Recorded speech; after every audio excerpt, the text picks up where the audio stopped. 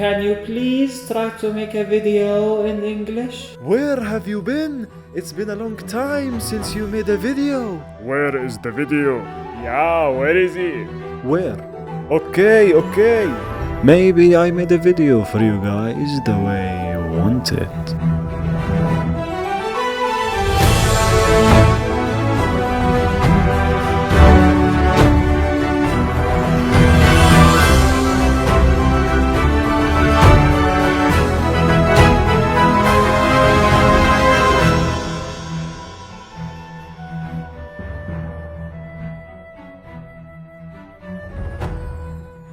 So let's start with the point where we left off. Or let's just say, the last major thing in Dota lore that really shook the ancients. So we need to go way back. Not too far back, yeah, hold on.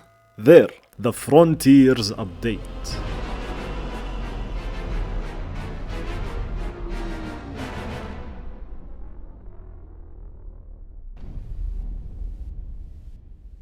Well, to really understand the Frontiers update, Slacks made a full 1-hour video on it. And it's genuinely amazing, but I'm not diving into all of that. I'm focusing on just one thing. The beams. After the ancients died, they shot a beam into the sky, kind of like a beacon, maybe calling something, or maybe gathering something. Okay, why does that matter? Well, It is because I think that the multiverse in Dota is collapsing into one single reality. What now? Prove it. to understand what I mean, you need to watch the Dota Dragon's Blood series. Spoiler alert, obviously. In the last episode, Invoker uses the Forge to create a world, let's just say, as the eye remembers it. And remember, this also happened while the Ancients were destroying the Earth. Okay, how does that relate to the collapsing of the multiverse? Well, that brings me to my next point, the artifact. So, in order to start this part, I need to introduce you to the Librarians. Hold on for a second.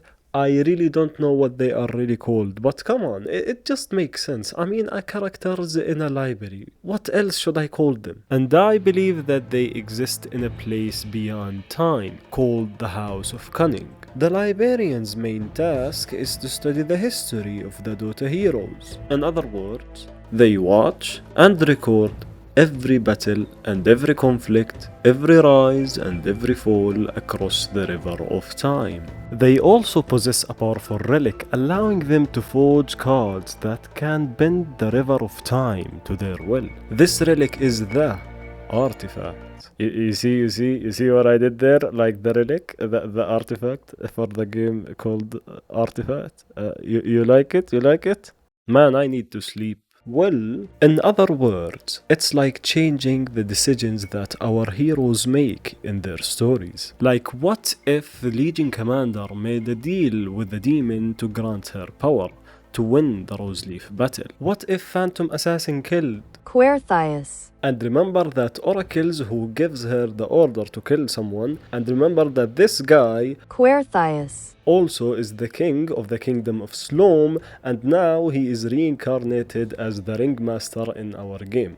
What if Lena decided to wear a cowboy hat? You don't have to talk about ringmaster in every single video. I don't care. Let's get back to our point. You might ask me, like, what is the purpose of the artifact? In a general purpose, it was meant to tell a story that Dota, the Battle of the Ancients, could not tell. And because it was a card game, it was good by telling a story from different perspectives. Like, for example, for the Battle of Roseleaf, it can tell a story from the commander's perspective and from the soldier perspective and so on. But lore-wise, as Sir Action Slacks, the lore keeper, once said, the main purpose of the artifact is to find that one scenario that lead to the destruction of the ancients at the exact same time. But why would anyone want to kill the ancients? Well, that's for another video called The Truth of Order and Chaos. But for now, we can say that both ancients are evil and they want to corrupt everything around them to include them in the battle of the ancients. So yeah, back to Artifact. It just ended. But how? Doesn't it run forever? Doesn't it explore infinite realities? I mean, don't ask me, ask Valve.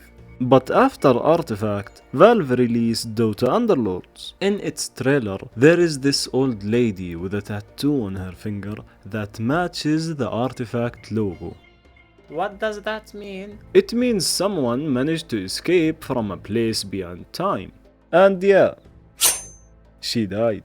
Wait, what? Why? I don't know, man, it's just Valve hate giving us answers. Listen carefully. This is the last time I ask you this question. How does all this relate to the collapsing of the multiverse? It's very simple. I asked myself a question. Did the artifact operation succeeded or failed? And what do you think? In my opinion, it actually succeeded. Headcanon alert? I believe that the end of Dragon's Blood and the Frontiers update happened at the exact same time. In that moment, almost every Dota reality collapsed into one, and I call it the final scenario. That's why we see two Roshan pits. And that's why there are facets, and each one represents different version of the hero from a different timeline or reality. And that's why the Battle of Roseleaf in the Crownfall never reached a conclusion, and the war between the Red Mist and the Bronze Legion remains unresolved.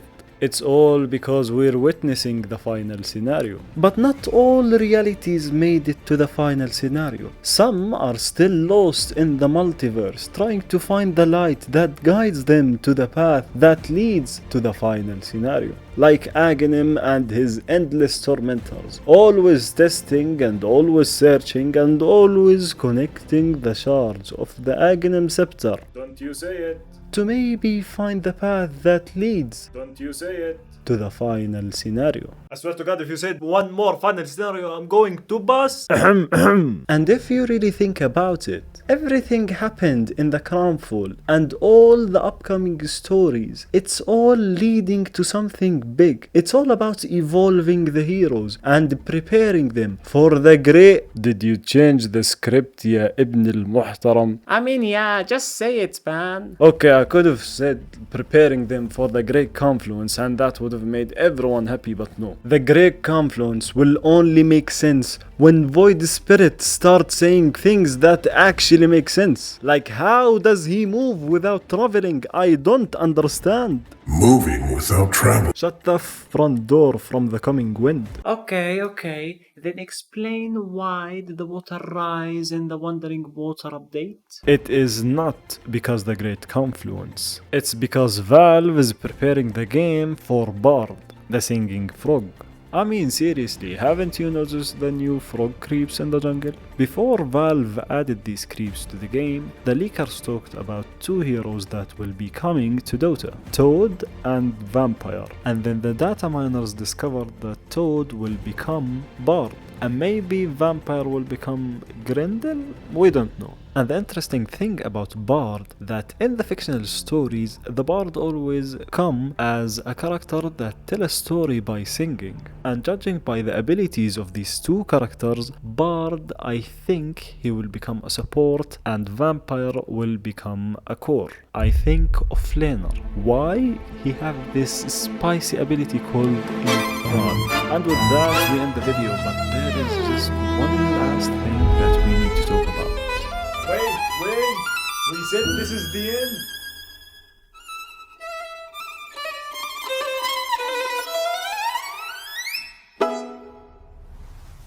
Will the Oracle react to all this collapsing madness? Or was it his plan all along?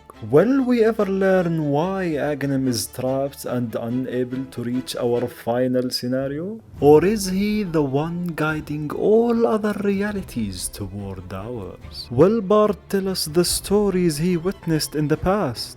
Or reveal the countless stories scattered across the fractured timelines? Is the eye the power Mirana holds is the same force as the artifact, or are they different echoes of a greater design?